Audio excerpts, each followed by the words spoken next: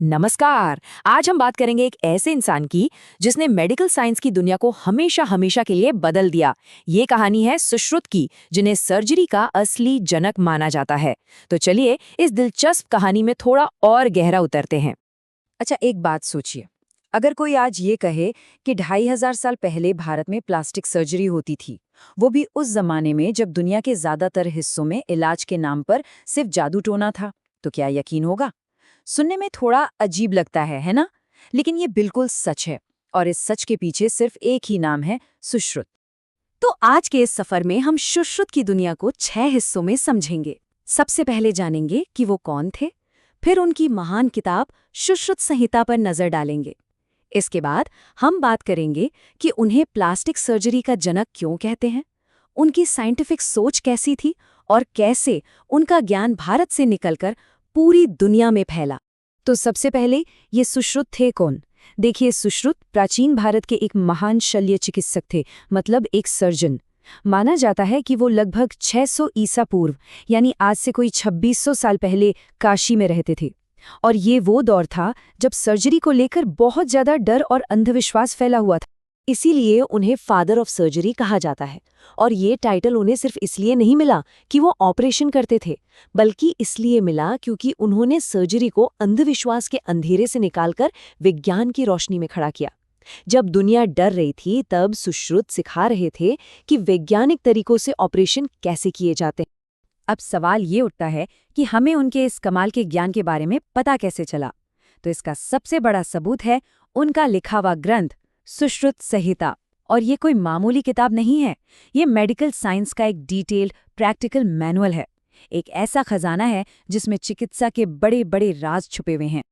आप इस किताब की गहराई का अंदाजा बस इसी बात से लगा लीजिए कि इसमें 300 से भी ज्यादा अलग अलग तरह की सर्जिकल टेक्निक्स के बारे में बताया गया है। और ये सिर्फ छोटे मोटे चीरे नहीं थे, बल्कि बड़े बड़े जटिल ऑपरेशन करने की पूरी गाइड थी। और सिर्फ टेक्निक्स ही नहीं, इन ऑपरेशंस को करने के लिए उन्होंने 120 से भी ज्यादा सर्जिकल टूल्स यानी औजारों का डिजाइन बनाया और उनके बारे में लिखा। ये औजार जानवरों की हड्डियों और धातुओं से बनते थे, और इनका डिजाइन इतना सटीक था कि आज भी कई मॉडर्न सर्जिकल इंस्ट्रूमेंट्स उनसे प्रेरित लगते हैं। सुश्रुत संहिता का दायरा बहुत ही बड़ा था। इसमें टूटी हड्डी जोड़ने की सर्जरी, मोतियाबिंद का ऑपरेशन, नाक और कान को फिर से शेप देना और स्किन ग्राफ्टिंग जैसी टेक्निक शामिल थीं। इतना ही नहीं, इसमें इंसान के शरीर की बनावट यानी एनाटॉमी की पूरी डिटेल और बीमारियों का साइंटिफिक क्लासिफिकेशन भी था। अब आते हैं उस हिस्से पर जिसने सुश्रुत को इतिहास में हमेशा के लिए अमर कर दिया, और वो है प्लास्टिक सर्जरी।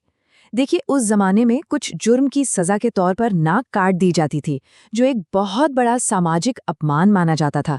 सुश्रुत ने इसका एक ऐसा हल निकाला जिसके बारे में कोई सोच भी नहीं सकता था। राइनोप्लास्टी, यानी नाक को फिर से बना। उनकी टेक्निक वाकई कमाल की थी। वो करते क्या थे? वो माथे या गाल से स्किन का एक हिस्सा लेते थे, उसे धीरे धीरे नाक की जगह पे लाकर शेप देते थे और फिर उसे सिल देते थे। उन्होंने सिर्फ ऑपरेशन का तरीका ही नहीं बताया, बल्कि ये भी बताया कि घाव कैसे भरेगा और बाद में उसकी देखभाल कैसे करनी है। आज की मॉडर्न प्लास्टिक सर्जरी की जड़ें सीधे सीधे सुश्रुत की इसी टेक्निक से जुड़ी हैं। तो सुश्रुत सिर्फ एक महान सर्जन नहीं थे, वो एक दूर की सोचने वाले वैज्ञानिक भी थे। उनकी सोच, आप कह सकते हैं, अपने समय से हजारों साल आगे थी। वो उस चीज की नींव रख रहे थे जिसे आज हम एविडेंस बेस्ड मेडिसिन कहते हैं। उनकी ये एक लाइन उनकी पूरी फिलॉसफी बता देती है: बिना अभ्यास सर्जरी अपराध है। सोचिए कितनी बड़ी बात है।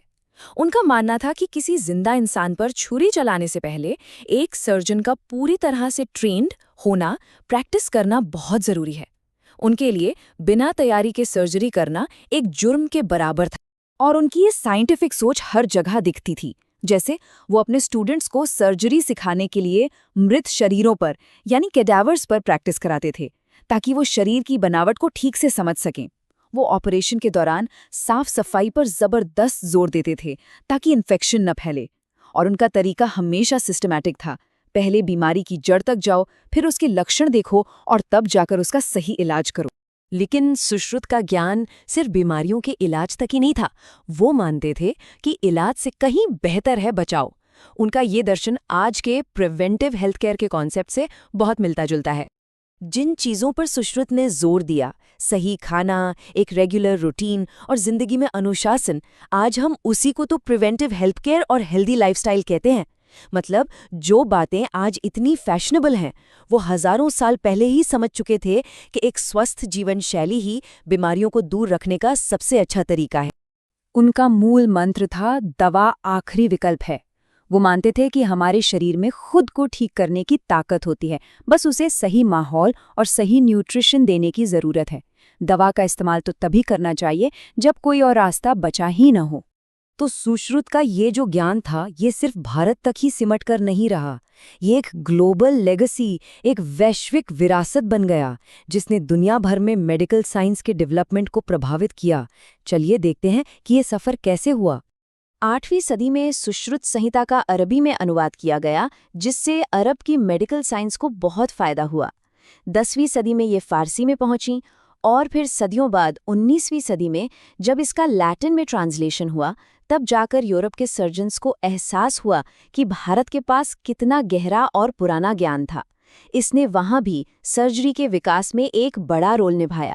और आखिर में ये एक विचार है जिस पर गौर करना चाहिए। सुश्रुत सिर्फ एक वैद्य या सर्जन नहीं थे, वो इस बात का जीता जागता सबूत थे कि भारत में विज्ञान की परंपरा अंधविश्वास से कहीं ज्यादा पुरानी और गहरी है। यह एक ऐसी विरासत है जिस पर हम सभी को गर्व होना चाहिए।